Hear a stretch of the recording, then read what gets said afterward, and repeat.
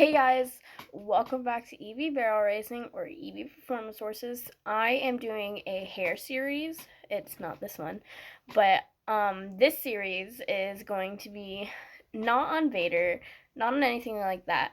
Horse anatomy, how to start your horse on a pattern the correct way, and a lot of other stuff. So, let's get into it.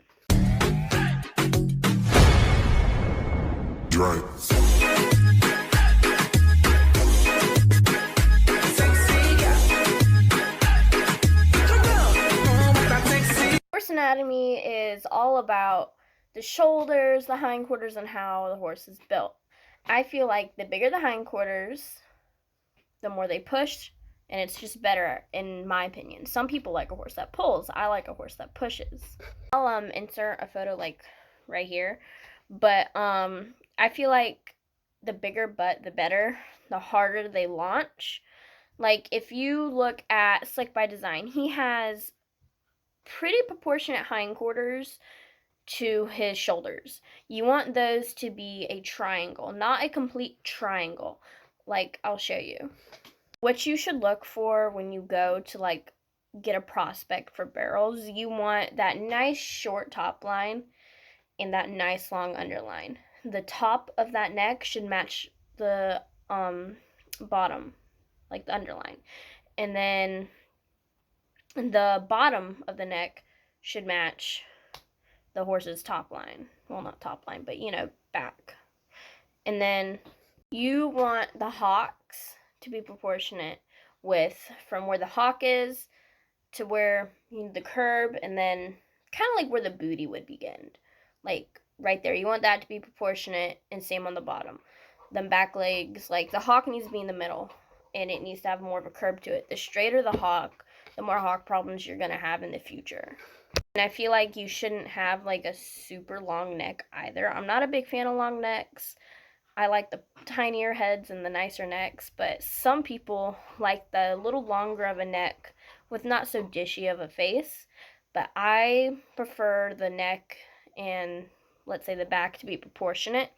And then the head from the ears to the eyes need to be proportionate. And then from the eyes to the top of the nostril needs to be proportionate.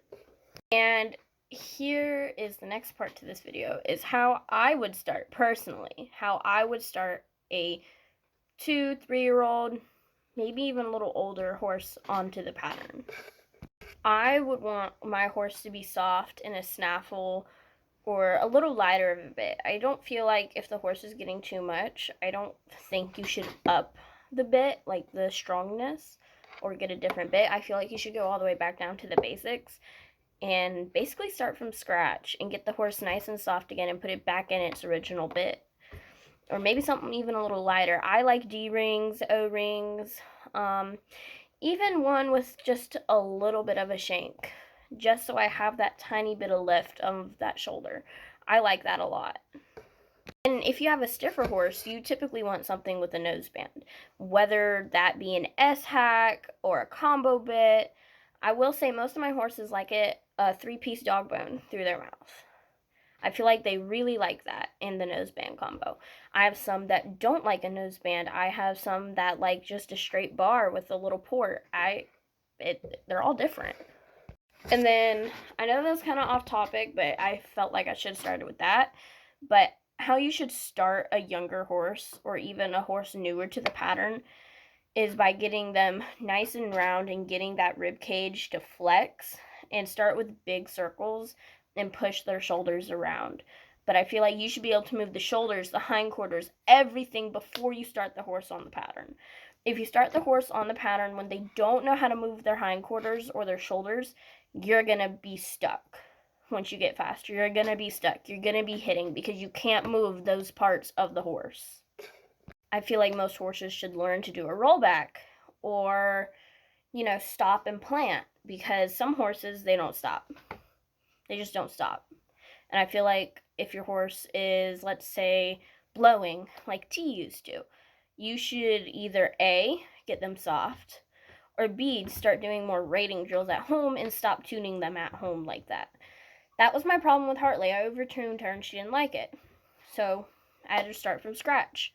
And I know it sucks when you have to start from scratch, but sometimes it's better for the horse. Or you just need to give the horse some time off so the horse can figure out how to be a horse, and then you can move on from that. Like, give them like a month off from seeing a pattern, or 2 months, it doesn't matter. But I feel like they need that time off. I feel like us as their riders and their owners, they deserve that time off. They work their butts off for us. They have to work so incredibly hard to get around every barrel. It's crazy. They have to swing their hind end. Some of them kick their butt out. Some of them have to pull.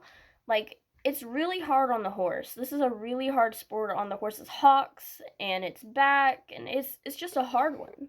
And the best way I would do to get a horse, let's say, to finish off your turn, is by picking up that outside rein and making them cross their front feet over and go completely on the other side of the barrel. Like, barrel, and you're turning this way, and this is the front, you want them to side pass and almost come back around it, relying on their front and their hindquarters to help finish off that turn. If you have a horse that is shouldering, I personally would take that horse and put up 2 barrels, or do a turn away figure 8 drill, whatever, go 2 barrels and make them run past, I guess, that first barrel and turn that one and come back to it. Or go to the fence, turn away, or just do a figure 8. You feel them start to dip into that shoulder, make them turn away, come back to it, still feel it, and then you turn away again until they figure it out. But that's all I have for y'all in this video, so I hope y'all enjoyed the video, and I hope this helped some of y'all that were really struggling.